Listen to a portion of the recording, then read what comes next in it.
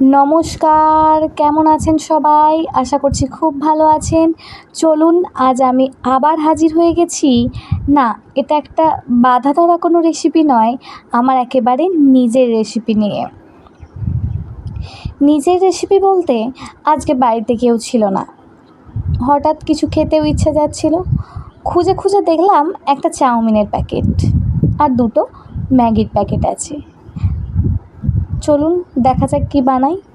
প্রথমে যেহেতু ম্যাগিগুলো বেশি সফট, তাড়াতাড়ি গলে যায়, তাই ম্যাগিটা একটু পরে সিদ্ধ হতে দিয়েছিলাম। আগে প্রথমে চাউমিনটা দিয়ে দিয়েছিলাম।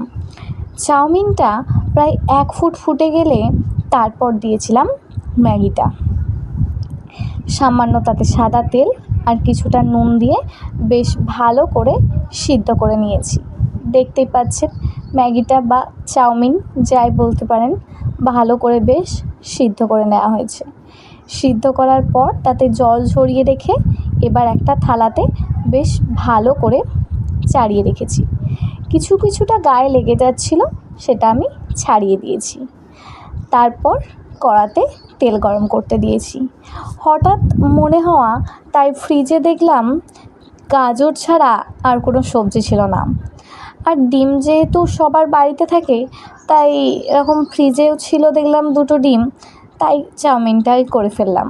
বেশি কিছু সবজি কিন্তু দিইনি। প্রথমে গাজরটাকে বেশ ভালো করে ভেজে নিয়েছি। গাজরটাকে বেশ ভালো করে ভেজে নেওয়ার পর তাতে পেঁয়াজ কুচি কিছুটা দিয়ে আবার বেশ ভালো করে ভেজে নিয়েছি। টমেটো ছিল, আবার পেঁয়াজটা কিছুক্ষণ ভাজার পর টমেটোটাও দিয়ে দিলাম। দিয়ে এবার টমেটোটাও বেশ ভালো করে ভেজে নিলাম। তারপর তো একটা ডিম, সেটাকে ভেঙে নিয়েছিলাম, সেটাও এবার দিয়ে দিলাম যখন সবজিগুলো প্রায় ভাজা ভাজা হয়ে আসবে।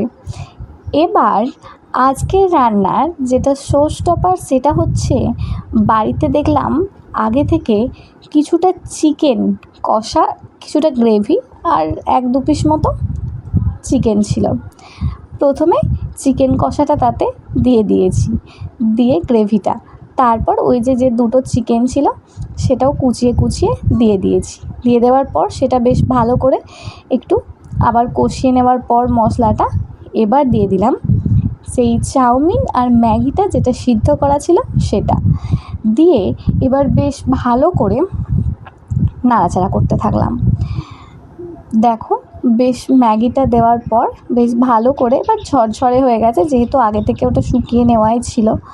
দেখতেই পাচ্ছেন এবার বেশ ভালো করে ভেজে নেব। তারপর কিছুটা সয়া সস দিয়ে দেব। সয়া সস দিয়েও এবার আবার কিছুটা ভেজে নেব, মিনিট 5 মতো।